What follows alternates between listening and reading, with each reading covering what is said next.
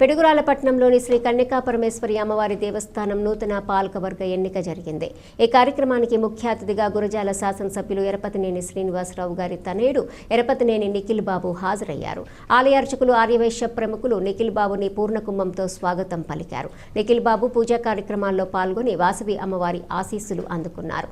అనంతరం ప్రసంగిస్తూ నూతన పాలకవర్గానికి శుభాకాంక్షలు తెలియజేస్తూ ఆర్యవైశ్య సోదరులకు పార్టీ అండగా ఉంటూ ఆర్యవైశ్య కుటుంబాల అభివృద్ధికి తోడ్పాటు అందిస్తూ వ్యాపార రంగాల్లో విజయాలు సాధించాలని అన్నారు. రాబోయే కాలంలో అమ్మవారి ఆలయంలో అభివృద్ధి చేస్తూ కార్యక్రమాలు నిర్వహిస్తూ మంచి గుర్తింపు తెచ్చుకోవాలని కోరారు. అనంతరం నూతన పాలక వర్గం నిఖిల్ బాబును ఘనంగా సత్కరించారు.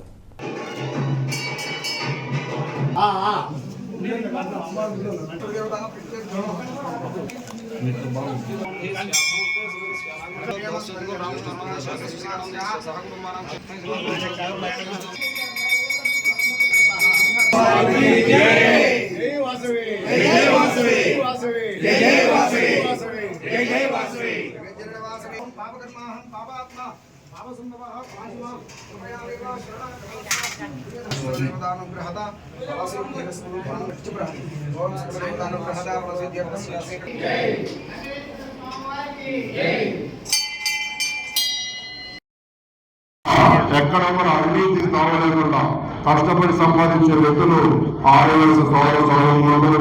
అదేవిధంగా కష్టపడిన దాంట్లో కూడా 10 మందికి సహాయం చేసే గుణమున్న సమాజం ఆర్యవైశ్య సమాజాన్ని కూడా మీ అందరికీ తెలియజేస్తా ఉన్నాను. అదే కాకుండా ఒకసారి మనం చూసుకున్నట్లయితే కనుక ఈ ఆర్యవైశ్య సమాజానికి మనందరి మీద కూడా ఆ అమ్మవారి ఆశీస్సులు ఉండాలి. మన కుటుంబాలన్నీ బాగుండాలి. రాబోయే రోజుల్లో మన వ్యాపారాలన్నీ అభివృద్ధి చెందాలి. మన కుటుంబాలన్నీ అభివృద్ధి చెందాలి. ఆర్థికంగా బలపడాలి. ఏ విధంగా అయితే ఇన్ని సంవత్సరాలు మీరు సంపాదించిన వాళ్ళ కొంత ప్రజాసేవకి మీరు ఇస్తున్నారో ఇంకా రాబోయే రోజుల్లో అది ఇంకా పెరగాలి.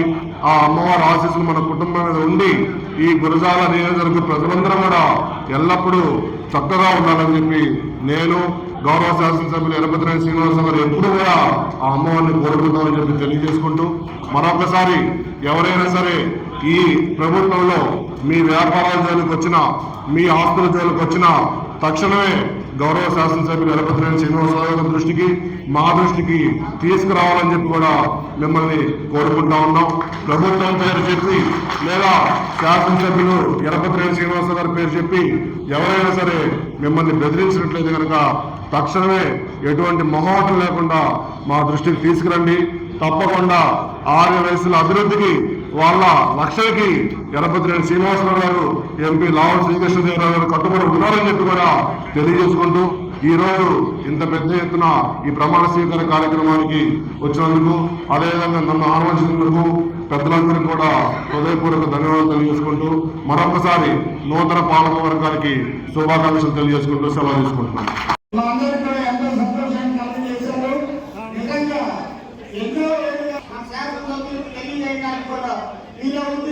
అందరూ కూడా మరి ఈ కార్యక్రమంలో ద్వారా నిఖిల్ బాబు గారితో పరిచయాన్ని తెచ్చుకొని ఈ అందరి సమస్యల్ని పరిష్కరించుకోవాల్సిందిగా కోరుతున్నాను.